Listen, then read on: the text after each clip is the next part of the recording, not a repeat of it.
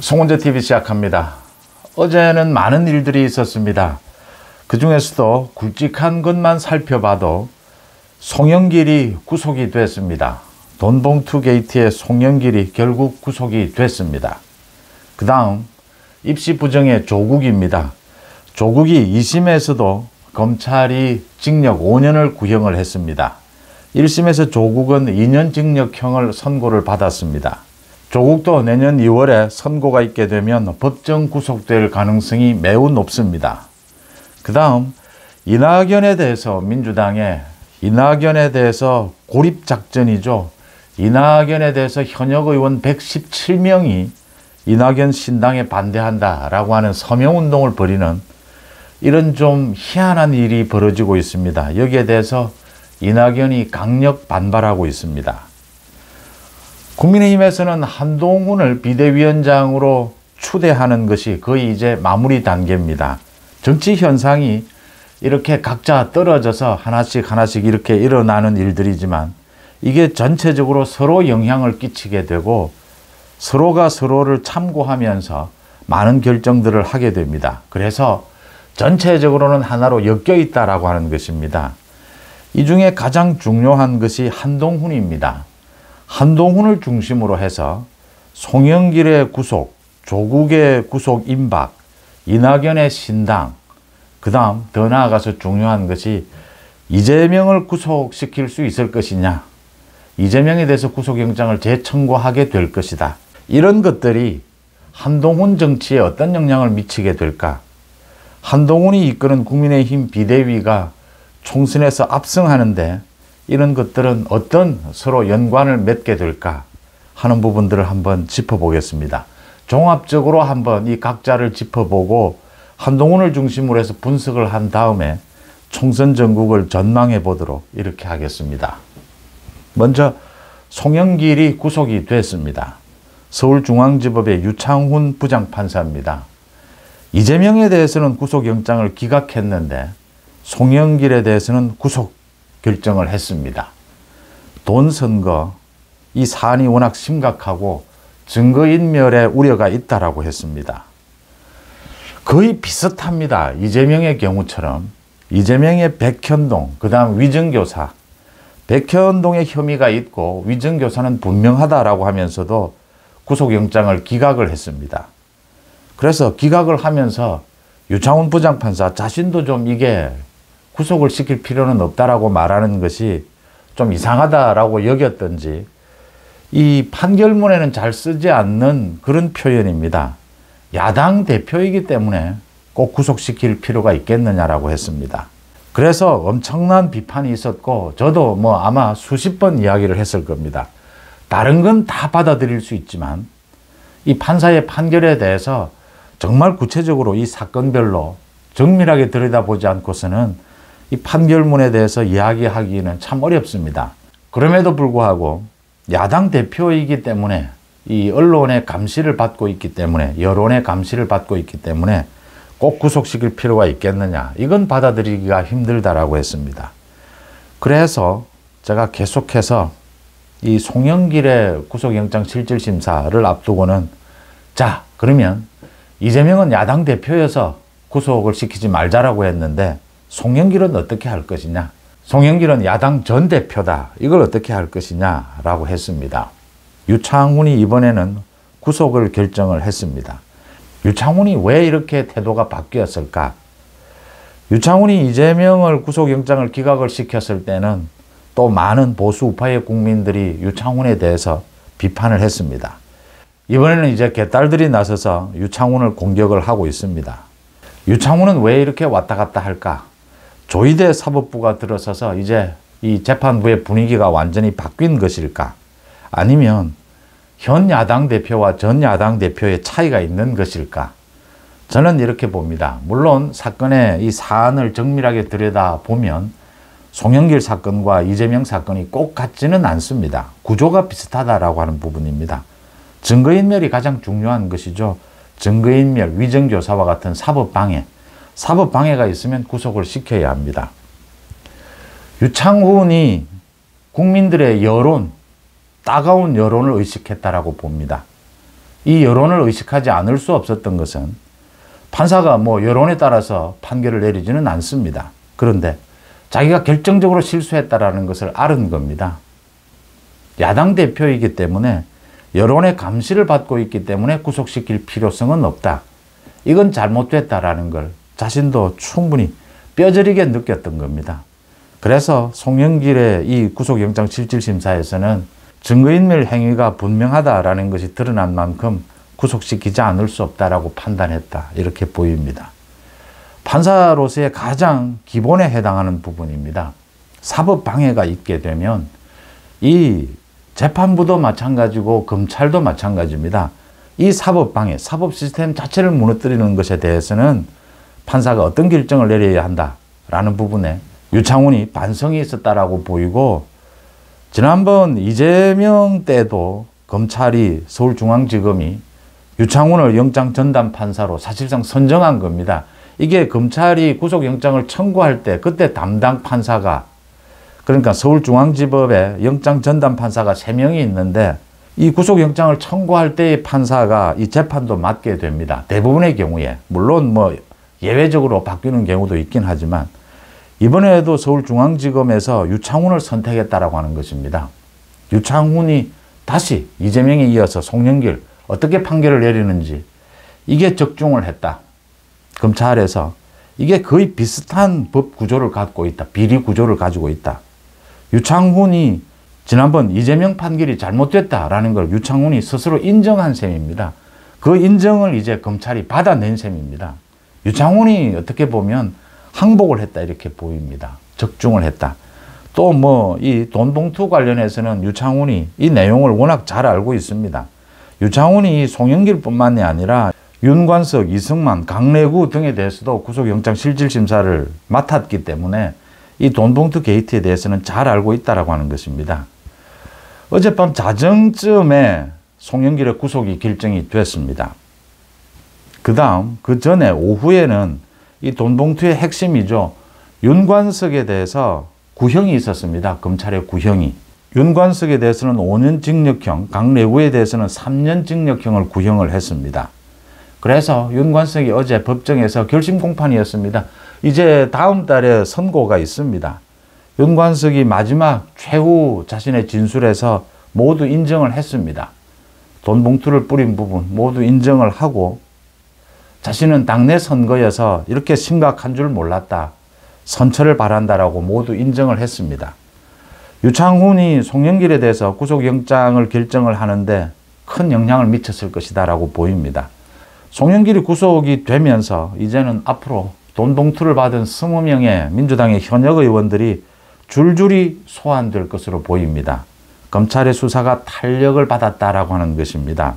그 다음 송영길은 자신의 구속, 자신의 이 비리를 놓고 한동훈 장관에게 어린 놈이 뭐 건방지게 설친다. 그러니까 이 송영길의 돈봉투 게이트를 놓고 송영길과 한동훈이 이렇게 정면으로 부딪히는 모양새였고 결국은 송영길이 구속이 되면서 돈봉투 게이트도 윤관석이 모두 법정에서 어제 실토를 했습니다. 돈봉투에 대해서 송영길이 깊숙이 개입하고 있었다. 송영길이 검찰 수사에서 나온 부분들입니다. 새롭게 나온 부분들입니다. 송영길이 다니면서 먹고 사는 연구소 그 후원금을 1억씩 모으면서 송영길이 만나고 난 다음에 그 기업가들이 돈을 냈다. 그 중에는 이 검찰 수사를 받는 과정에서 이 송영길과 검찰 사이에서 압박을 이기지 못해서 1억 원을 후원한 그 기업가입니다. 스스로 목숨을 끊기도 했습니다. 이런 일까지 있었습니다. 송영길이 직접 개입해서 자신이 만나고 다니면서 이 후원금을 모았는데 후원금을 모을 때부터 정치 자금으로 쓰기 위해서 흔히 정치인들이 그동안 과거에 썼던 수법들입니다. 이런 수법들 영수증을 다 발급해도 정치자금법 위반입니다. 검은 돈입니다. 다 드러나 있습니다. 한동훈의 승리다 이렇게 보입니다. 송영길이 구속이 됐다. 돈봉투로 한동훈에게 어린 놈이라고 했던 송영길이 구속이 되면서 송영길의 정치 인생은 이제 끝이 났다 이렇게 보입니다. 그 다음 조국입니다. 어제는 조국의 항소심도 열렸습니다. 서울고법에서입니다. 조국의 항소심에는 조국의 부인인 정경심도 나왔습니다. 조국에 대해서는 징역 5년 구형이 있었습니다. 조국은 1심에서 징역 2년을 선고를 받았습니다. 1심 형량보다 많은 것입니다. 검찰이 어떻게 해서 청와대의 민정수석이라는 사람이 사실상 자녀들을 통해서 돈을 받고 이렇게 입시 부정을 하고 또 감찰을 무마해주는 이런 일들을 저지를 수가 있느냐. 그리고 왜 반성하지 않느냐. 내로남불. 다른 사람들에 대해서는 엄격했으면서 자신의 일에 대해서는 반성하지 않고 있느냐라고 했습니다. 그래서 징역 5년을 구형할 수밖에 없다라고 했고 정경심에 대해서도 이 부분 또 따로 징역 2년을 구형을 했습니다. 조국에 대해서는 조국이 이 판결을 늦추기 위해서 미국의 대학 교수를 불러서 증인신문을 해야 된다라고 해서 재판부가 받아들였습니다. 1월 말에 그 증인신문을 하고 난 다음에 2월 8일 2심 선고를 하겠다라고 했습니다. 이 재판부에서 2심에서도 1심과 같이 적어도 2년 징역형을 내리게 되면 별다른 내용이 없는 한 2심에서 확정 판결이 내려지게 되면 조국은 법정 구속이 됩니다. 구속이 될 수밖에 없는 것은 조국은 계속해서 지금 자신의 혐의를 모두 부인하고 부인과 자녀들에게 떠넘기고 있습니다. 정경심도 어제 나온 이유가 정경심이 처음 나왔습니다. 이 조국 재판에는 처음 나와서 피고인 이 신문을 받은 이유가 조국은 정말 몰랐답니다. 그런데 조국 모르게 어떻게 자녀들의 그 서울대학교 인턴 확인서가 발급이 될 수 있으며 최강욱 변호사실에서 인턴 확인서가 발급이 될 수 있느냐라고 하는 것입니다. 이 부분이 해결이 되지 않는 한, 조국이 자신의 죄를 반성하지 않는 한, 내년 2월에 2심 선고가 있을 때에는 조국은 법정 구속을 피할 수 없을 것이다 라고 하는 것입니다. 조국의 가장 잘못된 것입니다. 조국은 어제 자신과 자신의 가족들이 지난 5년 동안 굉장히 많은 고통을 겪었다라고 했는데 그 고통은 조국 때문입니다. 자신이 짊어져야 될 책임을 회피하면서 부인과 자녀들에게 떠넘기면서 이게 법리 구성이 안 되는 겁니다. 조국을 생략해 놓고 정경심이 나서서 서울대학교의 그 인턴 확인서, 최강욱의 변호사 인턴 확인서 이런 것들을 했다, 저질렀다. 이게 누가 이걸 받아들이겠습니까? 검찰인들, 어느 판사인들 이렇게 앞뒤로 말이 맞지 않는 비상식적인 이런 주장들을 하게 되면 더 엄한 처벌을 받게 된다라는 걸 조국의 경우에서 보게 됩니다. 송영길에 이어서 조국도 법정 구속될 것이다. 조국도 마찬가지입니다. 조국의 이 비리 부분을 수사한 사람이 당연히 윤석열 당시의 검사였고 한동훈 검사였습니다. 한동훈 법무부 장관에 대해서도 송영길처럼 조국도 계속해서 공격을 하면서 검찰을 공격해 왔습니다. 검찰의 수사가 잘못됐다, 과도하다라는 것입니다. 조국이 실형을 선고를 받고 법정 구속이 되면서 한동훈의 진가, 한동훈이 옳았다라는 게 다시 한번 입증이 될 것으로 보입니다. 송영길과 마찬가지입니다. 한동훈 정치가 본격적으로 날개를 펼 수 있는 바탕들이 만들어져 가고 있다라고 하는 것입니다. 그 다음 이낙연입니다. 어제 김대중에 대한 그 영화 시사회에 이낙연도 왔고 김부겸도 왔고 이재명도 왔습니다. 그런데 이낙연과 이 이재명이 만나지는 않았습니다. 시차가 있었기 때문에. 대신에 김부겸과 만났습니다. 이재명은. 김부겸과 만나서 하나만한 이야기 했습니다. 화합해야 된다. 겉으로는. 아마 속으로는 깊은 이야기를 했을 겁니다. 이낙연에게 이렇게 손을 내밀어서 거래를 해야 하는데 거래할 수 있는 방법이 있겠느냐. 이런 의논들을 했을 겁니다. 이재명은 지금 이낙연에게 줄 것이 없습니다. 줄 수가 없습니다. 소위 공천권을 할애를 해야 합니다. 이재명은 자기 방탄 때문에 줄 수가 없습니다. 그래서 현역 의원 117명을 동원을 해서 이낙연을 지금 말려 죽이기 작전에 들어갔습니다. 정당에서 이재명 자신의 비리 때문에 자신의 방탄으로 민주당을 활용을 하면서 거기에 반발하는 이낙연에 대해서 현역 의원들이 저렇게 100명이 넘게 나서서 집단적으로 이짐해줘 집단 폭행을 하는 저런 일은 참 이재명이 아니면 생각할 수 없는 일입니다. 이낙연이 당연히 민주당이 밑바닥을 보여주고 있다라고 했습니다. 그리고 획기적인 변화가 없이는, 이낙연이 말하는 획기적인 변화는 이재명의 사퇴입니다. 이재명의 사퇴 없이는 이게 지금 타협될 수가 없다, 대화할 수가 없다라고 했습니다. 이낙연은 왜 이렇게 버티는 것일까? 이낙연은 저렇게 민주당 주변 모두에서 신당을 하게 되면 민주당 쪽이 망한다라고 모두가 반대하는데 이낙연은 왜 버틸까라는 것입니다. 이재명에 대한 것입니다. 이 유창훈이 이재명의 구속영장을 기각한 그 내용부터 이야기를 시작하겠습니다. 이재명이 유창훈의 말대로, 유창훈의 결정적 실수입니다. 자기도 인정한 것이죠. 야당 대표이기 때문에 구속을 시켜서는 안 된다. 이재명이 자신이 야당 대표이긴 하지만 이 대장동이나 백현동 이 많은 비리들이 자신 개인 비리다. 그래서 민주당과는 관계없이 자기가 이 법적으로 처리해 나가겠다, 책임을 지겠다라고 하면서 민주당을 적어도 최소한 방탄당으로 활용하지 않고 국회에서 저렇게 방탄 행위를 하면서 국정의 발목을 잡지 않는다면 야당 대표로서 이재명을 그런 대로 뭐 또 인정을 해 줄 수도 있습니다. 그래도 법리는 법리대로 지켜야 합니다. 사법적 책임은 물어야 합니다.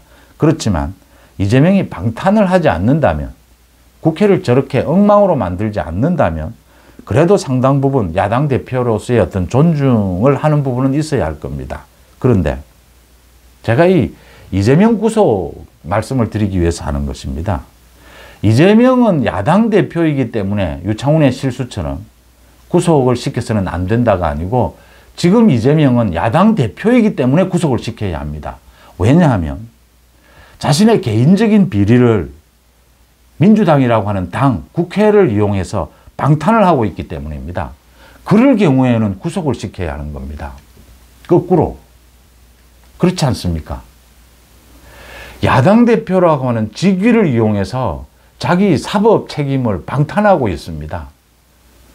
국회에서 일당이라고 하는, 일당 대표라고 하는 그 직위를 이용해서 자기 방탄을 하고 있습니다. 이럴 경우에는 구속을 시킬 수밖에 없습니다.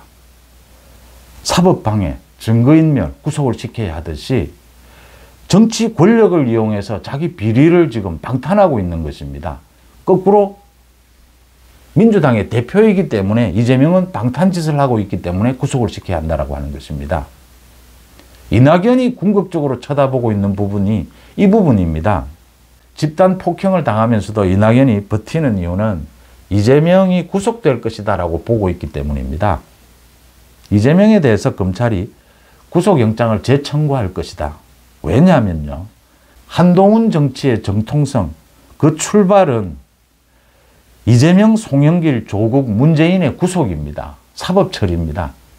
그 사법처리가 돼야 윤석열 정부, 한동훈 정치의 이 기본이 서게 됩니다. 국민들의 요구죠. 제대로 법을 좀 지켜라. 법치를 좀 정립해라. 라는 것입니다. 그래서 윤석열 정부 마찬가지고 앞으로 문재인도 사법 처리를 하게 될 겁니다.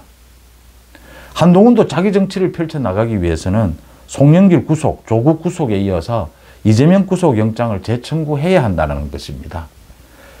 이재명에 대해서 구속영장을 재청구하면 이재명이 구속될 가능성이 매우 높아졌다라고 하는 겁니다. 유창훈이 자기의 잘못을 인정했듯이 앞으로 많은 판사들이 이재명을 볼 때 야당 대표이기 때문에 더 구속시켜야 한다라는 생각을 하게 될 것입니다. 물론 조희대 대법원장, 조희대 사법부가 탄생한 그 이후이기도 합니다. 다음 달쯤 될 겁니다. 이낙연은 버티는 겁니다. 지금 거의 민주당의 현역 의원들을 비롯해서 이재명은, 사실은 이재명이 이낙연의 손을 잡으려면 이낙연에게 상당 부분을 할애해야 합니다. 그런데 이재명은 자신의 사법 리스크 때문에 당을 개딸당으로 만들어야 하고 이낙연에게 양보할 수가 없습니다. 이판사판입니다. 이낙연도 그걸 보고 있는 겁니다. 만약에 이재명이 무너졌을 경우에, 구속이 됐을 경우에 대안은 어디에 있느냐? 이낙연 자신이다라고 보고 있는 겁니다. 지금 민주당과 민주당 주변에서 모두 이낙연에게 집단 폭행을 가하고 있습니다. 이재명이 무너진다면 남는 사람은 이낙연밖에 없습니다. 이낙연은 그 지점을 보고 있는 것입니다. 그래서 버티고 있는 것이죠. 이재명에 대한 구속영장 재청구가 있을 것이고 그 내용은 지금 수원지검에서 수사를 하고 있는 대북 송금과 이재명의 법인카드 비리, 거기에다가 이재명의 증거인멸을 비롯해서 그 대북 송금 이화영의 재판, 이 재판을 방해하는데, 재판을 지연시키는데 이재명 측근들이 많이 개입해 있었다라는 내용이 될 겁니다. 그 내용 구조도 거의 이번에 송영길 이 비리 구조와 비슷합니다. 구속영장 실질심사 이 구조와 비슷합니다. 그래서 이재명이 구속이 될 것이다. 이재명은 구속이 돼도 공천권을 휘두르려고 할 것이고 당대표직을 유지하려고 할 겁니다. 이재명과 갈라지는 이렇게 분당이 되는 뭐 그런 사태가 오더라도 그 중심에는 이낙연이 될 수 있다. 이게 지금 이낙연의 궁극적인 계산인 겁니다. 이런 송영길 구속, 조국 구속, 이재명 구속, 이낙연의 신당 이런 상황에서 한동훈의 정치가 시작된다라고 하는 것입니다. 어제 이제 많이 분위기가 바뀌었습니다. 국민의힘에서. 그동안은 뭐 한동훈은 안 된다라고 했다가 어제는 이제 한동훈이 총선에서 큰 역할을 해야 된다. 중심이 되어야 된다라는 데는 합의를 봤습니다. 그런데 한동훈이 비대위원장을 하는 것이 좋으냐? 선대위원장을 하는 것이 좋으냐? 그 다음 윤석열 정부와의 관계는 어떻게 될 것이냐? 이게 이제 여러 가지 논란이 있었습니다. 일부의 논란입니다. 80%, 90% 수도권 중심으로는 뭐 압도적으로 한동훈 비대위원장이었습니다. 그런데 일부에서 선대위원장 정도가 맞지 않느냐라는 문제 제기가 있었습니다. 윤재욱 권한대행이 한동훈 비대위원장을 선임을 하고 전국이 추인을 받는 것으로 밀어붙여도 되는데 윤재욱 권한대행이 그렇게 하지 않고 시간을 조금 더 두고 이렇게 여론을 모으는 것은 한동훈 리더십에 힘을 실어주기 위해서입니다. 전당대회를 거치는 것이 아니기 때문에 비대위이기 때문에 또 총선을 치러야 하기 때문에 공천을 해야 하기 때문에 좀 더 많은 여론 수렴 작업을 거치고 있다라는 것이고 한동훈도 어제부터는 이제 공식 활동을 접고 기자들에게 좀 말을 줄이면서 전국 구상에 들어갔습니다. 총선 구상에 들어갔습니다. 윤석열 대통령도 어제 중요한 이야기를 했습니다. 한동훈이 아마 정치가 처음이지만 잘해 나갈 것이다. 그런데 지금 거론되는 사람들 원희룡이라든지 김한길, 한동훈 중에서는 아마 한동훈이 가장 자기 말을 듣지 않을 것이다 이런 이야기를 했습니다. 한동훈도 국민의힘에서 정말 원한다면 자기가 국민의힘에 입당을 하고 비대위를 맡겠지만 그렇지 않다면 지금 국민의힘으로 갈 이유는 없다라고 이야기를 했습니다. 이게 한동훈에 대해서 좀 비판적인 당내 여론을 무마하고 윤석열 정부와의 관계 정립, 수평적 관계 정립 뭐 이런 것에 대한 의도도 있겠지만 솔직한 부분도 있습니다. 한동훈도 굳이 이 총선에 비대위라는 이런 부담을 지면서까지 나와야 하느냐. 윤석열 대통령도 마찬가지입니다. 우리 헌정사에 이게 지금 2인자가 권력을 갖고 권력을 연장해 나가는 이런 경우가 그러니까 가깝게는 이명박 전 대통령, 박근혜 전 대통령의 경우가 이야기가 됩니다. 박근혜 전 대통령도 사실은 뭐 권력 2인자였죠. 그 다음에 비대위도 맡았습니다. 그런데 박근혜 전 대통령은 이명박 전 대통령과 완전히 대립각을 세웠습니다. 거의 뭐 같은 당이라고 할 수 없을 정도로 대립각을 세워서 정권을 재창출했습니다.